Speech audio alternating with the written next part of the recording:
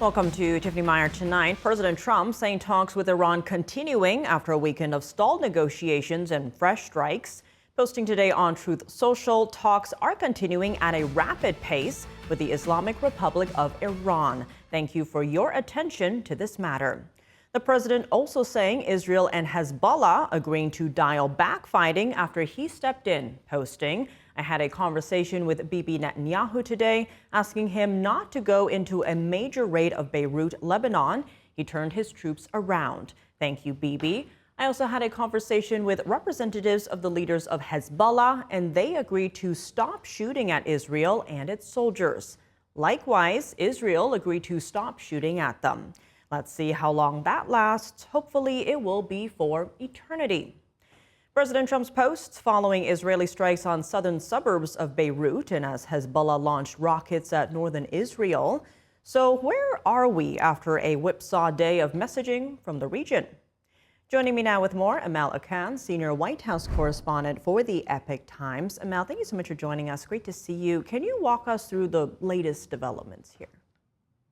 Yes, Tiffany. Iran talks have had many ups and downs over the past week, and today President Trump expressed optimism about negotiations. As you said, it's going fast, and there could be a deal over the next week, he said. But just to give you an idea, this ceasefire has been in place for weeks. And in the meantime, we had seen some military exchanges over the past few days, and which are causing glitches, as President Trump said. And meanwhile, we have intensive negotiations to extend this ceasefire for 2 more months to be able to have more room and time to negotiate Iran's nuclear program while have the Strait of Hormuz reopened. So this is the objective, but it seems like there is a text, a negotiated text for the ceasefire, baseline text, but President Trump hasn't signed off yet, and he might be making revisions to that agreement. But also we do not have clear understanding whether Iranian regime has agreed to this baseline text. So we will see, but there's a lot of optimism. And President Trump, as said, he might have a deal and within the next over the next week. And Emel, given what you just laid out there, what is the administration signaling now?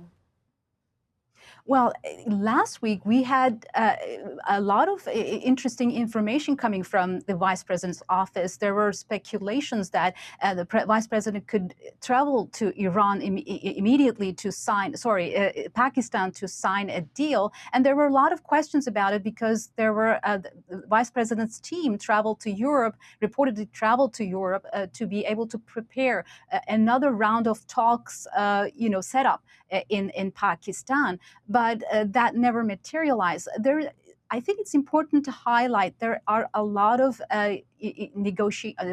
uncertainty going on, a lot of volatility here, but it's also coming a lot from the Iranian side because there seems to be no clear leadership on the Iranian side, and that's why we are seeing a lot of conflicted messages coming from Iran. Even today, there were a lot of conflicting messages coming from the Iranian side, and it seems like IRGC, the Iranian Revolutionary Guard, still has enormous power over the country's direction and diplomacy, which is concerning because these people are not diplomats. They are, commanders, and they are not really looking forward to country's future economic, impact of the war. They're just focusing on the short term, which is causing a lot of frustration on the administration side. I think that's the message we're getting the most from the Trump administration. It's a lot of pain, a lot of frustration on the U.S. side. Emel Akan, thank you so much for joining us. And joining me now with more, Dr. Walidah Ferris, foreign policy analyst and co-secretary general of the Transatlantic Parliamentary Group. Wali, thank you so much for joining us. Great to see you again. As we just heard from our correspondent there, the recent drama with Iranian media rejections and the dysfunction within the regime have been a source of disappointment for the Trump administration. Where do you think we go from here? Well, we often hear the phrase, with the new data, it's very possible that we're going to get a deal in the next few weeks or 3 weeks. We have been hearing this for at least 13, 14 times since the war of 2026. And again, we heard the same at the end of the 12-day war last year. What that means to me as an analyst is that the Islamic regime in Iran has no strategic interest or intention to actually finalize, because we're talking about two simple things. One is to have a free passage of ships in the Persian Gulf. And then the second one is to transfer the material, the nuclear, they call it, dust, to the United States or to other parties. But what is missing is the fact that the Islamic regime in Iran didn't use a terminology like, for example, before the collapse of the Soviet Union, there was Gorbachev.